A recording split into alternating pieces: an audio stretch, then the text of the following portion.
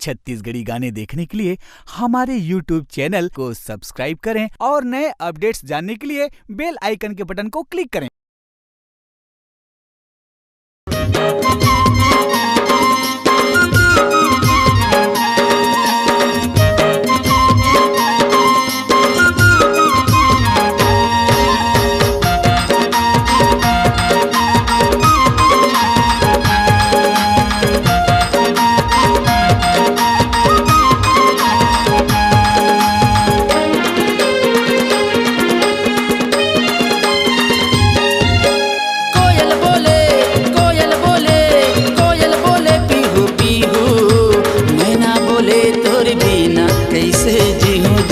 अरे मैना बोले तोरे बिना कैसे जीहूँ जीहूँ, मैना बोले तोरे बिना कैसे जीहूँ जीहूँ, मैना बोले तोरे बिना कैसे जीहूँ जीहूँ।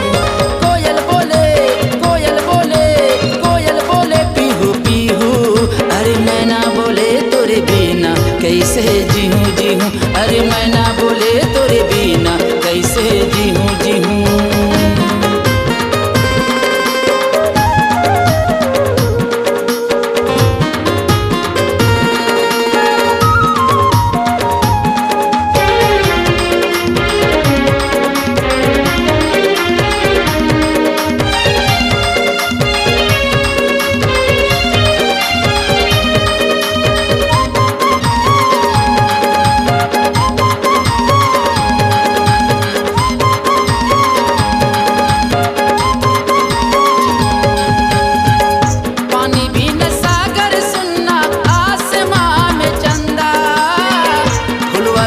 मधुबन सुनना जमुना भी न गंगा, फुलवा भी न मधुबन सुनना जमुना भी न गंगा।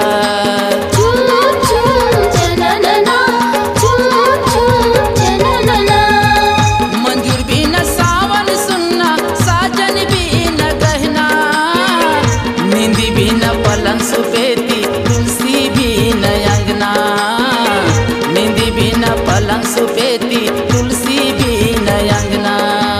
कोयल बोले कोयल बोले कोयल बोले पीहू पीहू, मैना बोले तोरे बिना कैसे जीहूँ जीहूँ, अरे मैना बोले तोरे बिना कैसे जीहूँ जीहूँ।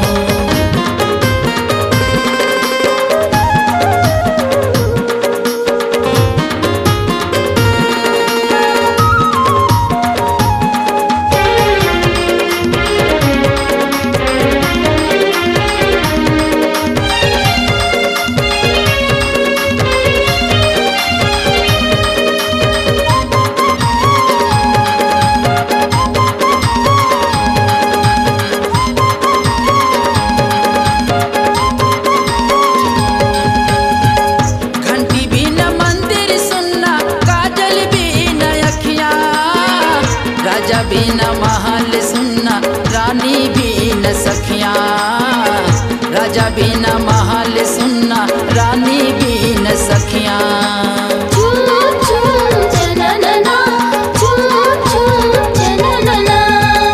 भौरा भी न फुलवा सुनना माली भी न बगिया, मेहंदी भी न सुनना कलाई जुगनू भी न रतिया, मेहंदी भी न सुनना कलाई जुगनू भी न रतिया।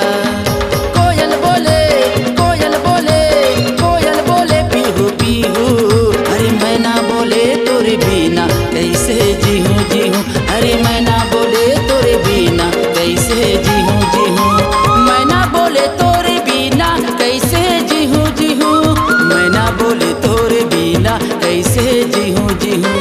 कोयल बोले कोयल बोले कोयल बोले पीहू पीहू, अरे मैना बोले तोरे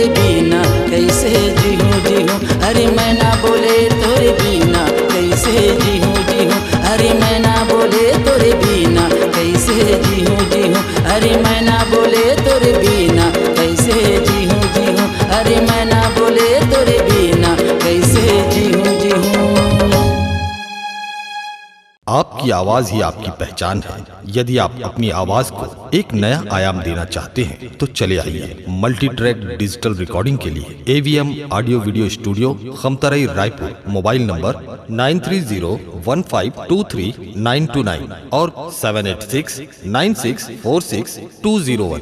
यदि आप नए एवं पुराने गीत सुनना चाहते हैं तो avmgana.com में जाकर गाना फ्री डाउनलोड करें और YouTube चैनल में AVM गाना को सब्सक्राइब करें।